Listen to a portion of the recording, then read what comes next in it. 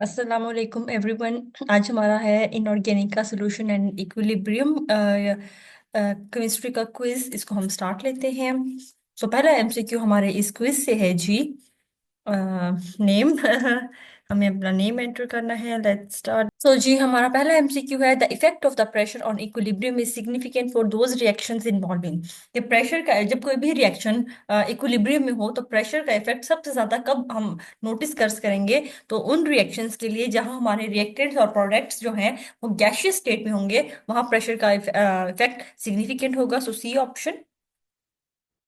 Lee Chatelier's principle state that when a system at equilibrium is disturbed. Le Chatelier principle हमें क्या कहता है कि जब भी कोई आपका रिएक्शन, जब भी कोई सिस्टम इक्विलिब्रियम पे है और आप इस इक्विलिब्रियम को डिस्टर्ब करो, कोई भी स्ट्रेस दो आप, कंसंट्रेशन की फॉर्म में, टेम्परेचर की फॉर्म में, प्रेशर की फॉर्म में, वॉल्यूम की फॉर्म में, आप उस पर स्ट्रेस अप्लाई करते हो उस रिएक्शन पे जो इक्विलिब्रियम पे है, तो सिस्टम उस स्ट्रेस को कम करने की कोशिश करता है।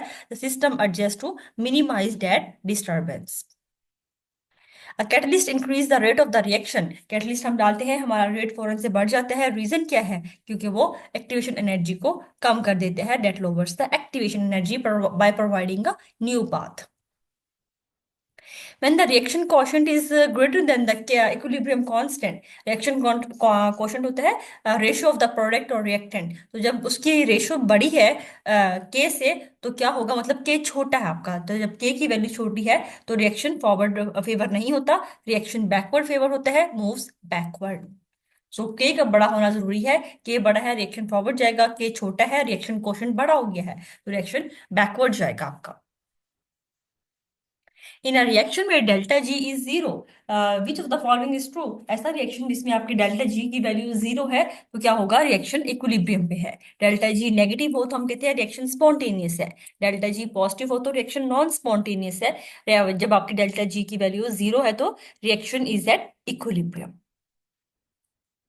For an endothermic reaction and increase in the temperature. Endothermic के लिए टेम्परेचर आपका बेसिकली क्या है, आपकी जो हीट होती है वो रिएक्टेंट होता है। तो कोई भी चीज जब आप रिएक्टेंट में बढ़ाते हो तो रिएक्शन फॉरवर्ड जाता है। तो रिएक्टेंट में, एंडो में क्या है, आपके रिएक्टेंट्स है, इधर ही हीट है और प्रोडक्ट बन रहे हैं। Heat is an reactant. तो आप टेम्परेचर बढ़ाते हो तो आप क्या करोगे, हीट का इंक्रीज कर रहे हो। तो क्या होगा, जब आप रिएक्टेंट्स बढ़ाओगे तो क्या हो रहा है, बेसिकली आप रिएक्टेंट्स बढ़ा रहे हो टेम्परेचर के बढ़ाने से, क्योंकि हीट बढ़ रही है, टेम्परेचर बढ़ रहा है। तो जब रिएक्टेंट्स बढ़ेंगे तो क्या होगा, reaction will move forward, equilibrium will shift to the right.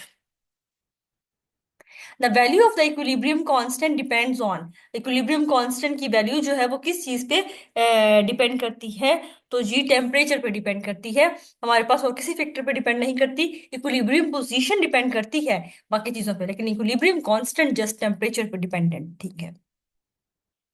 If KC greater than one, what does it indicate about the reaction. अगर आपके केसी की वैल्यू वन है तो क्या होगा, मतलब रिएक्शन फॉरवर्ड जा रहा है, प्रोडक्ट्स जो है वो फेवर्ड होंगे। फॉर द रिएक्शन आपके पास है अमोनिया की सिंथेसिस, जिसमें नंबर ऑफ रिएक्टेंट के जो मोल्स हैं वो फोर है और अमोनिया जो है वो टू मोल्स है। तो प्रेशर क्या के बढ़ाने से क्या होगा, जब भी आप प्रेशर बढ़ाते हो और अनइक्वल नंबर ऑफ मोल्स हैं, तो रिएक्शन जो है वो टुवर्ड मूव करता है towards the lesser number of mole. तो lesser number of mole product में है, तो रिएक्शन ऑब्वियसली फॉरवर्ड मूव करेगा और आपको और ज्यादा अमोनिया देगा। So when we increase the pressure for a reaction having unequal number of moles, the reaction will proceed towards the direction in which we have the fewer number of moles, तो मतलब towards the right जाएगा इस condition में। The equilibrium constant for a reaction is 5। equilibrium constant हमारे पास 5 है forward reaction के लिए। Basically अगर आप रिएक्शन रिवर्स कर दो तो क्या होगा, 1/5 सिंपल हो जाएगा हमारा। Why does adding salt to rice lowers the freezing point of water। तो ये आपका लिए उससे आया हुआ है कॉलिगेटिव प्रॉपर्टीज। तो फ्रीजिंग पॉइंट आपका आइस के डालने से क्या होता है, प्योर आपका वाटर है तो क्या है, उसमें हाइड्रोजन बॉन्डिंग है। हर ऑक्सीजन ने वाटर के अगले मॉलिक्यूल के साथ हाइड्रोजन बॉन्डिंग कर रही है, हाइड्रोजन और ऑक्सीजन के दरमियान। लेकिन जब आप सॉल्ट डालते हो तो क्या है, सॉल्ट आयनाइज होगा, वाटर के जो पॉजिटिव पार्ट है सॉल्ट के नेगेटिव पार्ट को सराउंड कर देंगे, हाइड्रेशन स्फीयर बन जाता है, जिससे वाटर की अपनी हाइड्रोजन बॉन्डिंग डिस्टर्ब हो जाएगी और इसका फ्रीजिंग पॉइंट जो है वो कम हो जाता है। So C option is the right one. The relationship between osmotic pressure and the molarity. तो हमारे पास रिलेशनशिप क्या है दोनों में, जी है ना? माइनस हो गई है। हाँ। इसका ब्रीफ ब्रीफ है, नीचे पे है। क्या चीज? Brief case? ये इसका ब्रीफ केस। टैची जो लेकर आई है हाँ। नीचे होगा।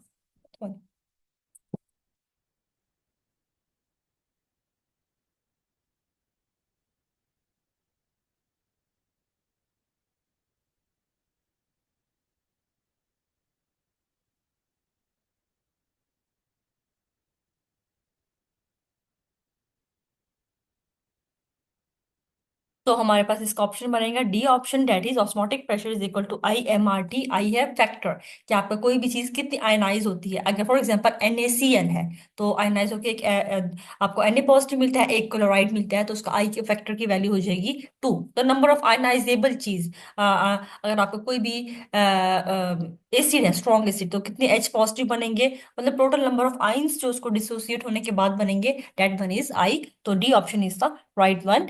Osmotic pressure is equal to IMRT.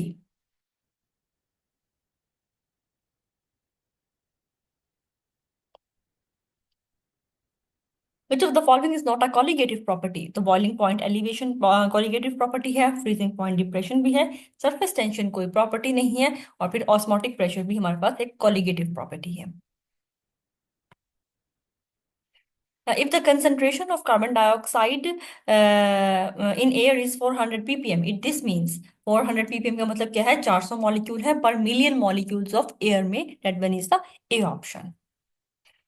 Which unit is equivalent to ppm, parts per million के इक्विवेलेंट क्या है? 1 मिलीग्राम पर लीटर डिसॉल्व करो, वो भी आपका ppm के ही इक्विवेलेंट है, that one is mg per litre. ppm is use to express, ppm हम कब यूज करते हैं? जब हमारे पास बहुत छोटी कंसेंट्रेशन को एक्सप्रेस करना है तब हम ppm यूज करते हैं। ज्यादातर ये आपके पास बहुत सैंपल वाटर है, उसमें अपने इम्प्योरिटीज को रिप्रेजेंट करना है तो हम ppm करेंगे। लाइक हवा में पोल्यूशन कितनी है, किसी एक स्पेसिफिक पोल्यूटेंट की कंसेंट्रेशन की कितनी है, उसको हम ppm में करेंगे। तो वेरी स्मॉल कंसेंट्रेशन को एक्सप्रेस करना है, we will use the ppm unit. Which concentration term is preferred when studying the colligative properties? तो जब हम कॉलिगेटिव प्रॉपर्टीज को पढ़ते हैं तो सबसे ज्यादा यूज होने वाली टर्म मोलैलिटी है, क्योंकि ये टेम्परेचर इंडिपेंडेंट है, तो आपको परफेक्ट रिलेशनशिप देगी।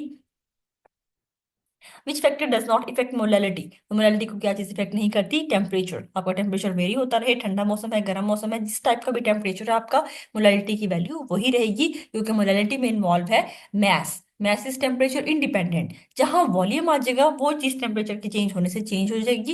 लाइक मोलैलिटी, मोलैलिटी में क्या है? Number of moles per DM cube of the solution, तो वहां पे वॉल्यूम इन्वॉल्व है, तो वॉल्यूम में आप, तो मोलैलिटी इज टेम्परेचर डिपेंडेंट, जबकि मोलैलिटी जो है वो टेम्परेचर डिपेंडेंट नहीं है, बिकॉज इसमें है number of moles of solute per KG of the solvent, दोनों जो क्वांटिटीज हैं वो मैसेस की इन्वॉल्व हो जाएंगी, तो टेम्परेचर इंडिपेंडेंट हो जाता है। Which of the following is the correct unit of molality? Molality क्या होता है? Mole of solute per KG of the solvent.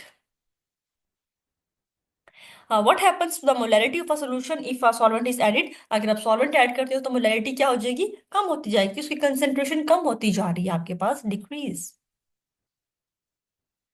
Which of the following does not affect the molarity of a solution? Molarity किस चीज से effect नहीं होती? Temperature से होती है, वॉल्यूम से होती है, अमाउंट ऑफ सॉल्यूट से भी हो रही है। Type of the container is not the factor जिससे मोलैरिटी इफेक्ट होनी चाहिए। A solution contains 0.5 moles of HCl dissolved in 250 ml of solution. What is its molarity? तो molarity क्या है? Number of moles per liter of the solution या per decimeter cube of the solution। तो moles दिए हुए हैं 0.5 मोल, अपने litre करना है इसको, तो 250 डिवाइडेड बाय 1000 कर दोगे तो 0.25 आ जाएगा, तो 0.5 डिवाइडेड बाय 0.250 लीटर, तो बन जाएगा M2 मोल मोलर मोलर सोल्यूशन। तो आपने बेसिकली इसमें क्या करना था? वॉल्यूम को कन्वर्ट करना है सिंपल लीटर में। What happens to the boiling point of a solvent when a solute is added? तो क्या होगा जब आप सॉल्वेंट, जब आप कोई सॉल्यूट ऐड करते हो तो सॉल्वेंट का क्या हो जाएगा? बॉइलिंग पॉइंट इट इंक्रीज, ये कोलिगेटिव प्रॉपर्टी है आपके पास। और सॉल्वेंट मैंने डिक्रीज पे टिक कर दिया, इट इंक्रीजेस, तो आपका बॉइलिंग पॉइंट हमेशा इंक्रीज होगा, फ्रीजिंग पॉइंट हमेशा कम हो जाएगा। तो ये हमारे पास कॉलिगेटिव प्रॉपर्टीज है, it increase. Colligative properties depend on, colligative properties किस चीज पे डिपेंड करती हैं? Number of the solute particles पे, कि आपका सल्यूट कितना आयनाइजेबल है। जितना आपके पास सल्यूट पार्टिकल ज्यादा होंगे उतनी कॉलिगेटिव प्रॉपर्टीज इनहेंस होती रहेंगी हमारे पास। Which law states that the solubility of a gas in liquid is directly proportional to the pressure of the gas above the liquid? कि solubility वो कहता है कि solubility directly proportional to pressure, जितना pressure apply करोगे उतनी solubility किसी भी गैस की जो लिक्विड के ऊपर है वो बढ़ती जाएगी। ये कौन सा लॉ है? That one is the Henry's law. A solution that contains the maximum amount of solute at a given temperature is called, एक given temperature है, एक उस टेम्परेचर पे मैक्सिमम उतना ही अमाउंट सल्यूट की डिजोल्व हो सकती है और मजीद नहीं होगी। आप और डालोगे वो नीचे बैठ जाएगी। ऐसे सोल्यूशन को हम क्या कहते हैं? That one is the saturated solution. Super saturated क्या होता है? आपने एक गिवन टेम्परेचर पे मैक्सिमम डिसॉल्व कर ली, फिर आप टेम्परेचर को बढ़ाओगे। जब आप टेम्परेचर इंक्रीज करते हो सोलिबिलिटी मैक्सिमम चीजों की बढ़ जाती है, तो फिर टेम्परेचर के बढ़ाने से आप मजीद उसमें और चीज सल्यूट को डिसॉल्व कर सकते हो। उसको हम कहते हैं सुपर सैचुरेटेड। लेकिन एक गिवन टेम्परेचर पे कितना मैक्सिमम सल्यूट डिसॉल्व हो सकते हैं? That one is a saturated solution. Unsaturated क्या है? जिसमें आप मजीद आप सल्यूट को भी ऐड कर सको, उसमें मजीद गुंजाइश है ऐड होने की। और डाइल्यूट कहते हैं ऐसे सॉल्यूशन जिसमें आपने बहुत ज्यादा पानी डाल रखा हो।